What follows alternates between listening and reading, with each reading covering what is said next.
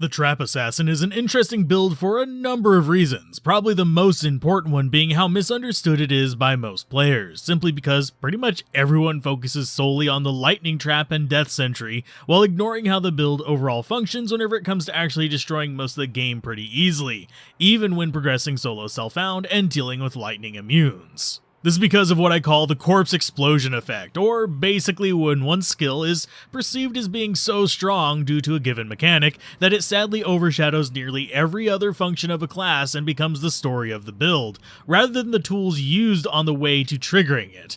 And funnily enough, the Trap Assassin is super flexible in how she gets to using her ultimate skill, the Death Sentry. The three most common setups for the Trap Assassin are going to use these skills, with one support ability, namely Traps plus Fire Blast, Traps plus Kicks, or Traps plus Shadows, with each of these having pros and cons. And the reason we use Lightning Traps in Hell difficulty is, in spite of the Fire Traps being powerful and even preferred in normal difficulty, they do sadly lack the utility in higher difficulties.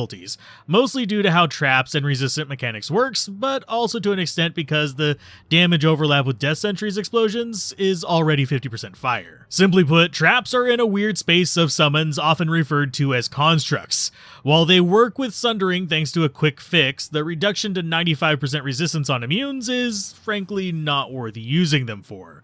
This is because traps, due to being summons, do not benefit from any of your equipment modifiers regarding enemy resists or damage boosts, so Crescent Moon, Griffins, and even Rainbow Facets are entirely worthless for the deployable traps. This means the only way we can modify this damage output on the traps themselves outside of plus skills is through off-gear effects like Conviction Aura from Infinity or lower resist from something like Plague or a Wand. So to deal with immunes, especially on solo self-found, we need another way. And that's where these secondary skills come in. And they work well to round out our toolset to get those corpses for Death Sentry to push with. In the background, you'll mostly be seeing the Kick and Trap version using Dragon Talon, which is my favorite so far since it provides us with a nice variety of options for both solo self-found and endgame gear at a reasonable speed, without as much gear reliance or learning curves as the other builds. There are ones that I prefer more that are focused more on the secondary skill rather than traps, but for the trap-focused build, this is hard to beat. That said, with endgame gear, Dragon Tail can be a bit more consistent with this build, and at all gear levels, Fire Blast flavors are just as dangerous, but they have a bit of a learning curve to land your Fire Blast accurately. And the Shadow version is a bit slower than all of these, but it also is a lot safer for hardcore thanks to just having that extra body that can use some potent skills. Now with all that out of the way, let's get into the meat of the build.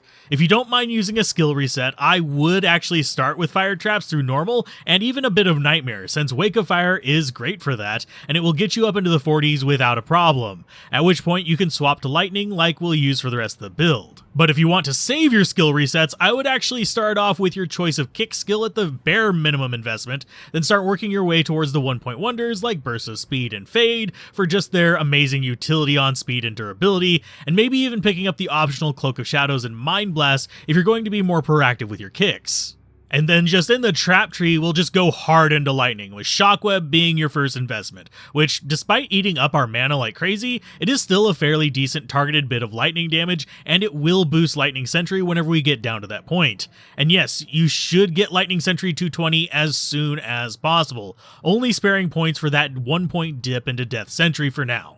In Nightmare in Hell, you are pretty much entirely investing in your Lightning Sentry and Death Sentry to max them out, and then your preferred synergies from there. In my case, the entire left side of the tree gets maxed, but if you're doing an alternative strategy such as Fire Blast or Shadow instead of Kicks, you will invest in them, because you go to maxing out Charge Bolt Sentry a little bit later, since I honestly prefer the other lightning skills over that one, and it's just going to be the least useful of the bunch.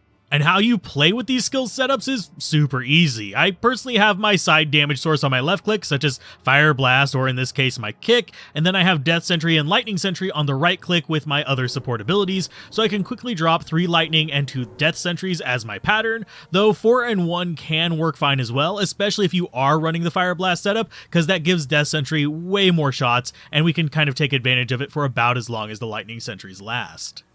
Gear-wise, this build is pretty independent of gear. If you're going pure trap, all you need is plus skills and resists. And if you want to drop traps faster, you can get yourself some increased attack speed and you're all set.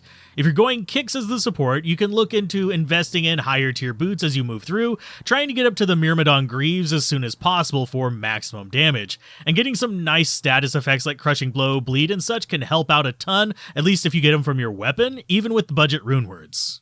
That said, there really isn't much you need to worry about hunting for specifically.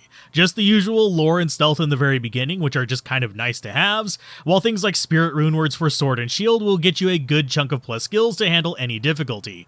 And since kicks don't use durability of your weapon, you're fine with whatever you want there. But as mentioned, the Black Rune Word on swap can actually make your kicks great for boss killing, so I would aim for that one if at all possible.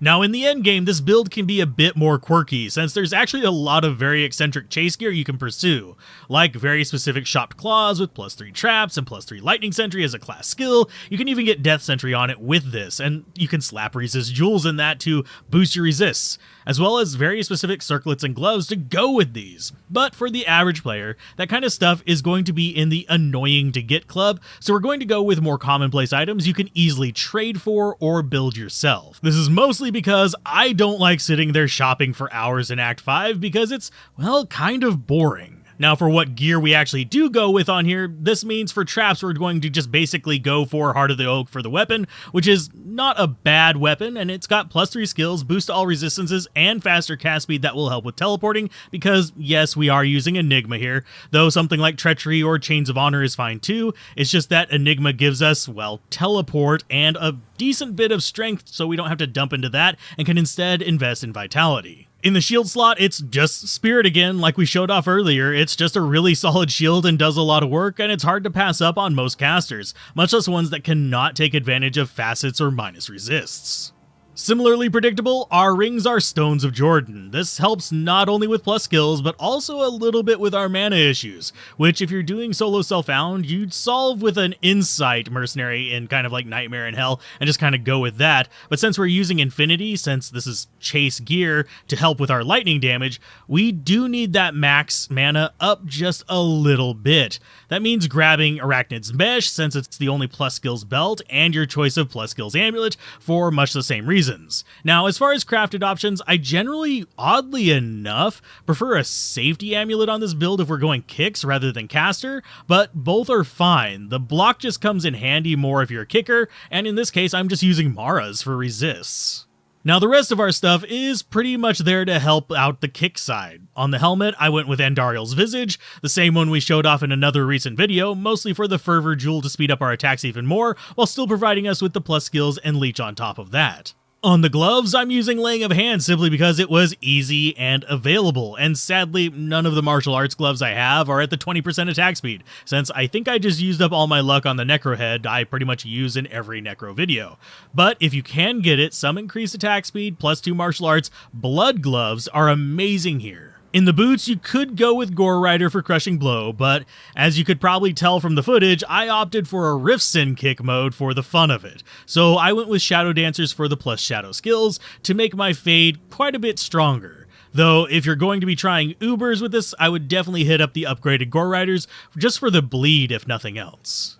Now, as I hinted at, on swap, I went with a Riftsyn light setup, so yeah, Riftsyn Diet Riftsyn, whatever you want to call it. Basically a Rift Scepter to throw out those frozen orbs whenever I'm spamming kicks, and those tornadoes are pretty nice too. And then I use Phoenix to boost my kick damage and give me a Redemption Aura to top everything off with my mana in between smacks. Now, if you want to go towards the build I actually prefer over this, that has much the same skill setup but sacrifices Death Sentry for Dragon Tail, you just swap out Enigma for Fortitude and use the cheaper Lawbringer in the place of Rift, and it's extremely powerful. But you do end up sacrificing a lot of trap power for it, unfortunately, and you lose out on Death Sentry since, well, you can't explode Rest in Peace corpses. Though that's less a trap assassin than a kicker, unfortunately, so I figured it was kind of off-spec for this. If you want to see the full tilt Dragon Tail Tiger Claw build, and the reason I actually prefer Dragon Tail, check out the video on screen now. You'd be surprised how often I run the mashup of that build and this one. And if you have a skill you'd like to see focused on for a build in the future, mention it down below. And as always, a special thanks to the channel patrons, members, and regular viewers that make this content possible.